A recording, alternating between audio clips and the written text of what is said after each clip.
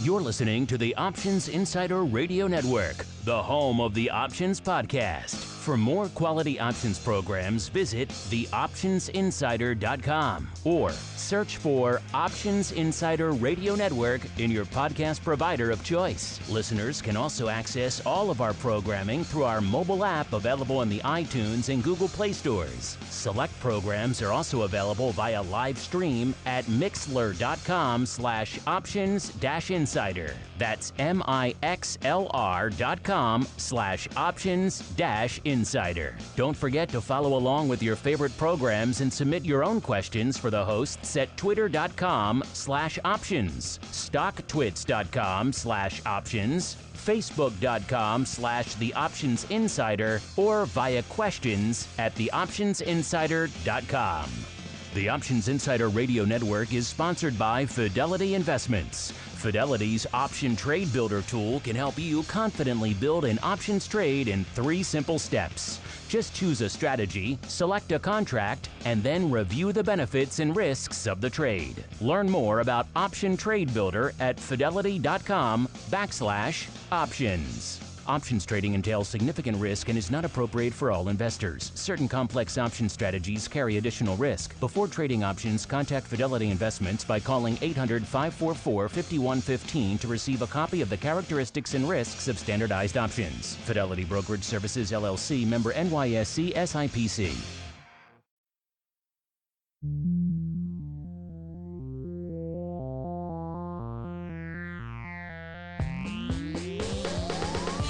Join us now for the expert source for inside information on the options markets. It's time for Options Insider Radio with your host, Mark Longo.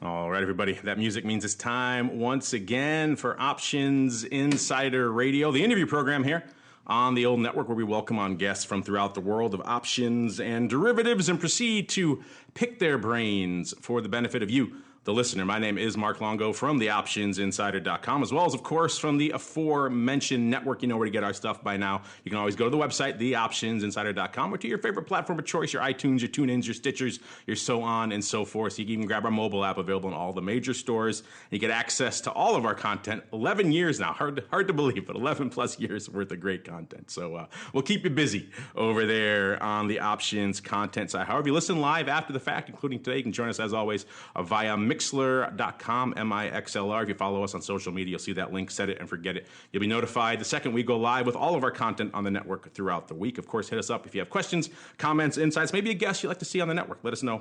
We do like to hear from you guys. And our next guest is a newcomer to the program and indeed to the network. She is Lynette Lim, the co-CEO and director over there at Phillip Capital. Lynette, welcome to the Options Insider Radio program. Thank you for inviting me. And Lynette, as we are wont to do with all of our first-timers here on the network, why don't you go ahead and give our listeners a little bit of an overview of your background in the space and how you found your way to becoming the co-CEO and director at Phillip Capital. Okay, my name is Lynette. I am actually originally from Singapore. So this is a family business. We started out in Singapore in 1975, and in 2010, we decided that we wanted to start a U.S. outfit in Chicago for futures first.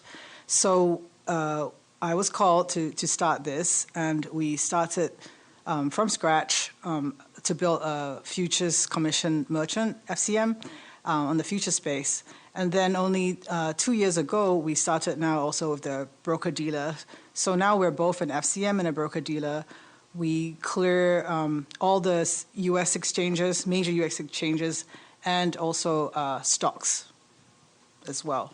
And maybe we should start there, too, as well, because maybe some of our listeners who are U.S.-based, it's maybe some of the first time they're hearing about Phillip Capital. Obviously, you guys are a subsidiary of Phillip Capital Group that goes all the way back, I believe, 40-plus years to it starting in Singapore. Walk us through maybe some of the origins of the firm. I'm curious, too, where does the name come from? What's the origin of the name?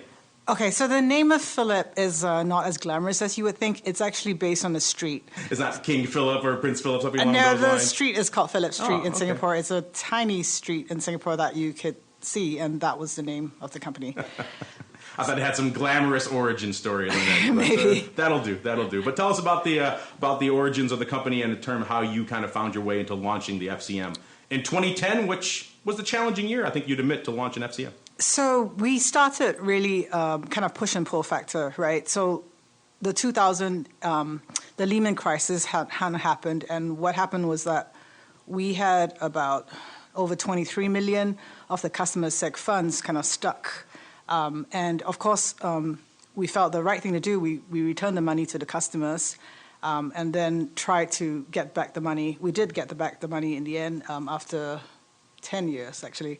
But that set the idea for my father, who is the founder of the company, to say, hey, we really should start thinking about self-clearing and really owning the business and, get rid of kind of counterparty risk. And that's why we started first in 2010 to clear the U.S. Trades coming from Singapore.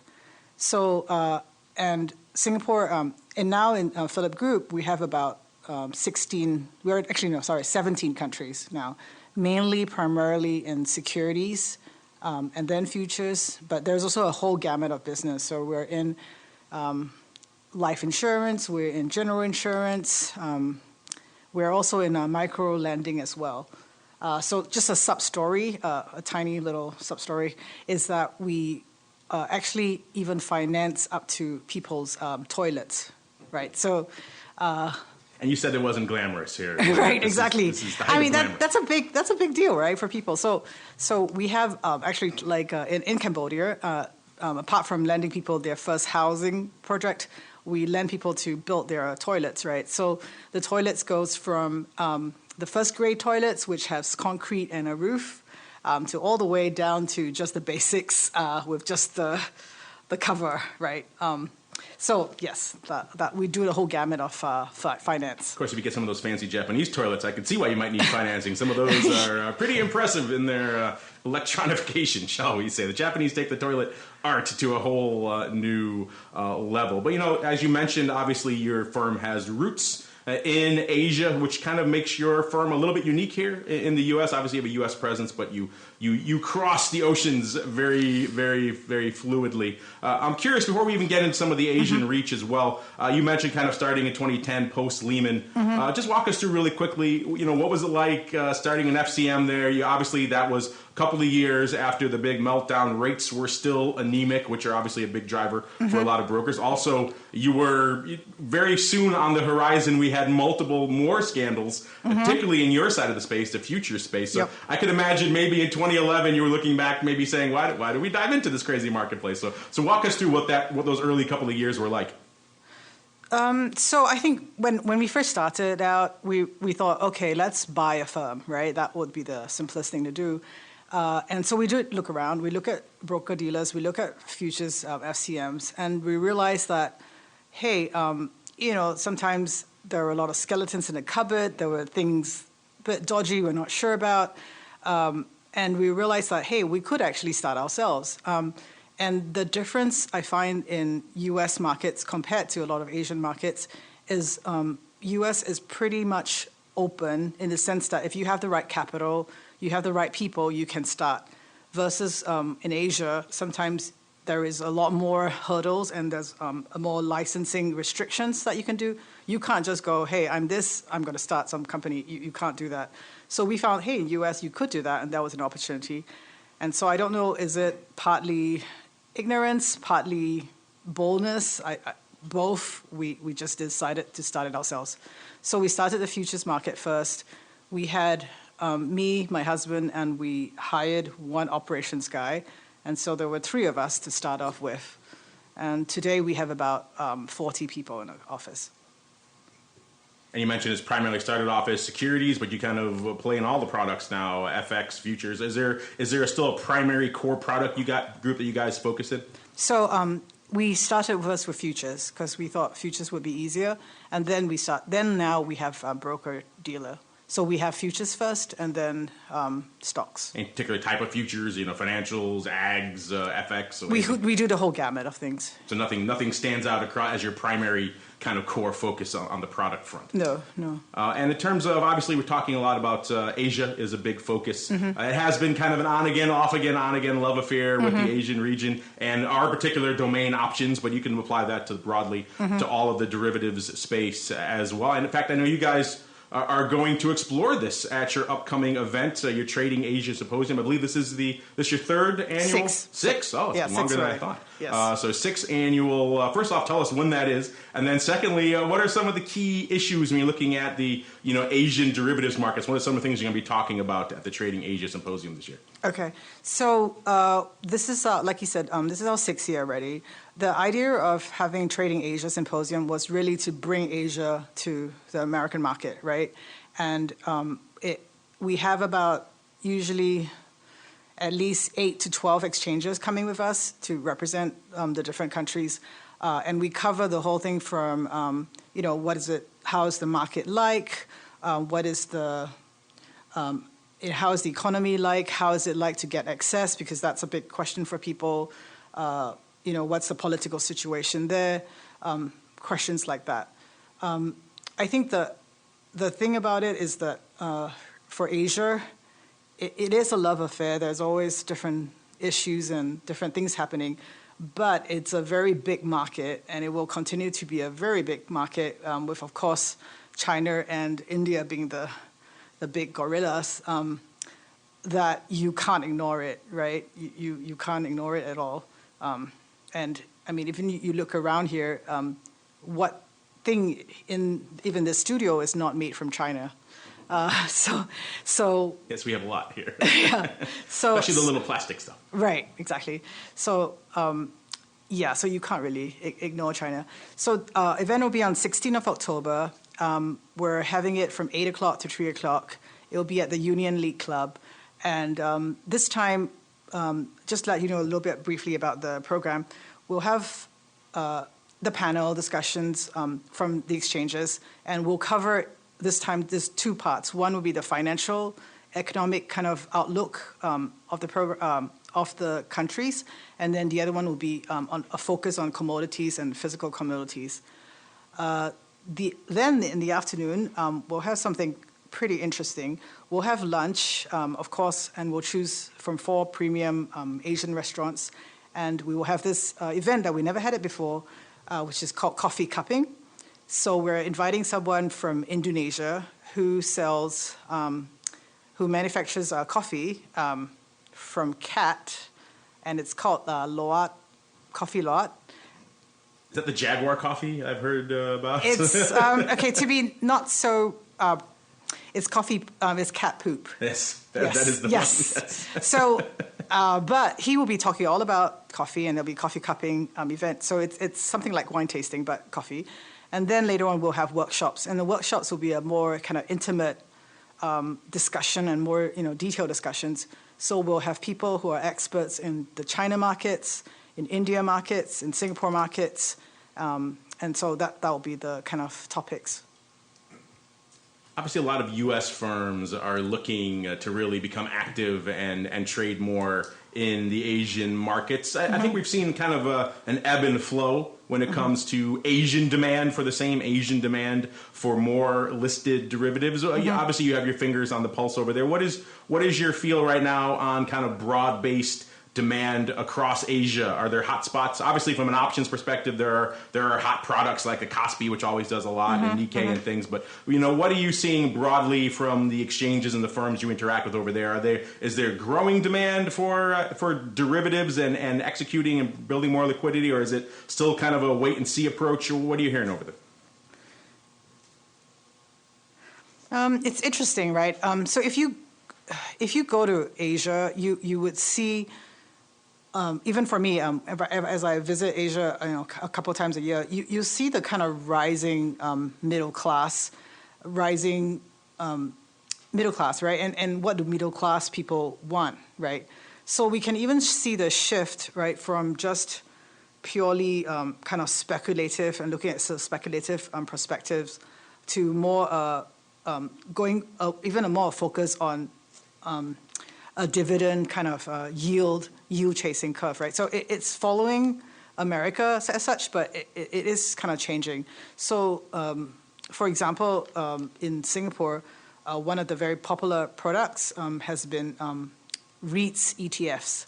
And the reason is that, they're looking for the dividend because the dividend is about 6%. So that's a popular product. Like I said, for Asia, options are not as popular as the US. And I think a big factor of that is because the stock price is usually quite low. And so if the stock price is low, there's no reason for options, right? But like you said, Korea, Taiwan, these are popular countries who have options. Interesting. I hadn't heard anyone, broach that idea with the stock price. I've heard, there's a thriving warrant market over there, and that maybe fills some of the need for options as well, something we haven't really seen in the U.S. because we have a thriving options market. If you have one, you usually don't need the other. Right. So I see a lot of that in Asia. I think the stock price one is an interesting idea as well. And obviously for our specific focus, which is options, I'd say probably about 4 or so years ago, it seemed like everyone in Chicago and all the U.S. derivatives markets was obsessed with getting into China. Everyone coming on here was talking China. China's going to open the kimono, open the doors to options. It's going to be a big new era of China embracing options. Then they kind of punted. They didn't really do. Then they ended up listing some kind of I think it was index equity options effectively. And we heard a lot of back and forth even then that, and I'd be curious, your thoughts on this. One of the reasons I heard that they were very reticent, the government over there to really allow this, and they were toying with things like extremely draconian multipliers, 10,000, so that your average retail person couldn't afford to even buy one contract, is because they were terrified that retail would destroy themselves in a frenzy of speculation. Is that pretty much in line with what you heard over there too? And are you seeing is that starting to shift in China? I can't speak for much for China in the sense that I'm... You have to speak for the entire Chinese nation exactly. right now. It's a big responsibility, right? But from what I see, I can tell you that the Asian government and the way we think, we have a more kind of paternalistic view for... so we're a bit more protective about the people and, trying to protect them in the sense of from their own folly, right? And even for stocks. So just a little interesting point. For Singapore, and I think also for China, there is no capital gain tax from stocks, right? So as a result of that, people buy, sell all the time, right? So you can see any mom and pop talking about stocks. Even in China, there are anyone, right, talking about stocks. And so there is this fear, and especially when the bubble comes up, that's too much going on. So yes. So if you think about China and the way to do business of China, it's kind of 2 steps forward, 3 steps backwards. So, or 1 step backward, right? It's not go all the way. It's forward, a little bit back, forward, a little back. So it's a dance. Think of it that way, right?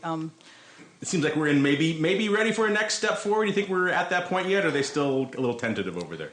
I think now it's tentative, right? But it's very long term. So you think about the way the president, has his how many year plan? 15 year? 15 years plan. And once he sets out that plan, it will be implemented. So it's just waiting it out. But yes, it's a slow and steady. But like I said, it's a dance. Don't think of it as definite progress. So even if you are trying to get into the markets for whatever things, think about it as slow and steady, and not as an immediate gain, but really slow and steady, understanding the markets. So don't expect a massive, thriving, listed options community in China or throughout most of Asia anytime soon, but someday you think we'll get there where it sounds like the culture is ripe for it. They're ready for a lot of back and forth trading. It might just be the government that's perhaps a little bit concerned. Yes, for sure. Perhaps rightly. We have engaged with a few brokers over here in the U.S. who have a lot of Chinese and Asian retail clientele. Yes. And when I ask them the use case for what they put options to, it is markedly different than what we see with the U.S. clientele. U.S. clientele is a lot of premium writing, premium harvesting, theta decay collecting, covered calls, things like that. It seems like with the Chinese, or Asian in particular, the Chinese audience, it is It is a lot of swinging for the fences, shall we say, type trading, where they're buying a lot of out-of-the-money contracts, maxing out the accounts, really kind of swinging for it. So it does seem like there is a little bit of a different use case. So maybe there's a reason the government is slowing things down. But hopefully we'll see those doors continue to open as we go forward, and maybe we'll have more people coming on here soon talking about the hot spots. And obviously China is where everyone's focused. Do you think maybe is that an incorrect focus for us? Are there other areas of Asia where you think we should really be focusing right now that are a lot more engaged and ready to go to adopt options while China is kind of playing the wait-and-see approach? I don't know for like China, I mean for options specifically, but I can speak for the derivative markets.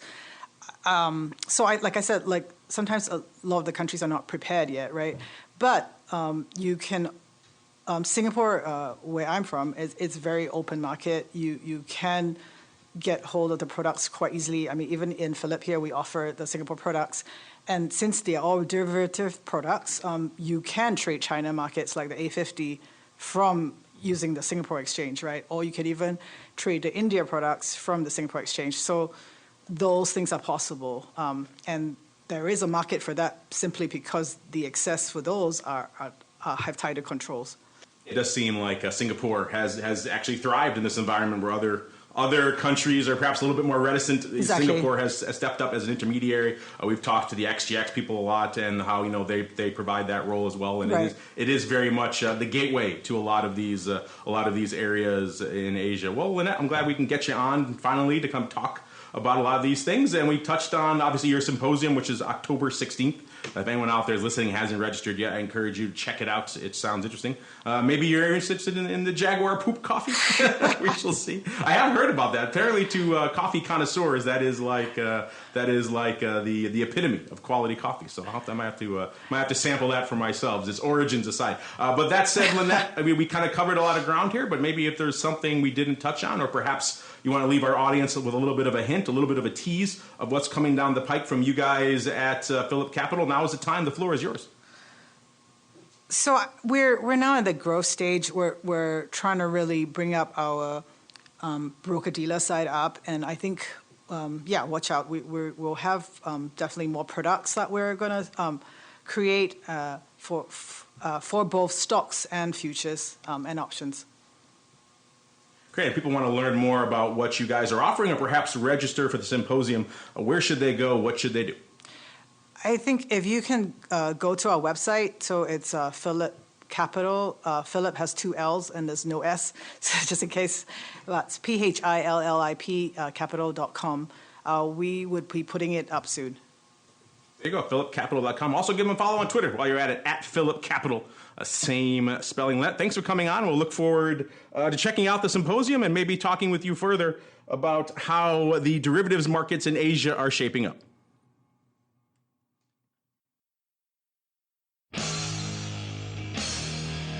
The preceding program was a production of the Options Insider Radio Network. For more quality options programs, visit www.theoptionsinsider.com or search for Options Insider Radio Network in your podcast provider of choice. Listeners can also access all of our programming through our mobile app, available in iTunes and on Google Play.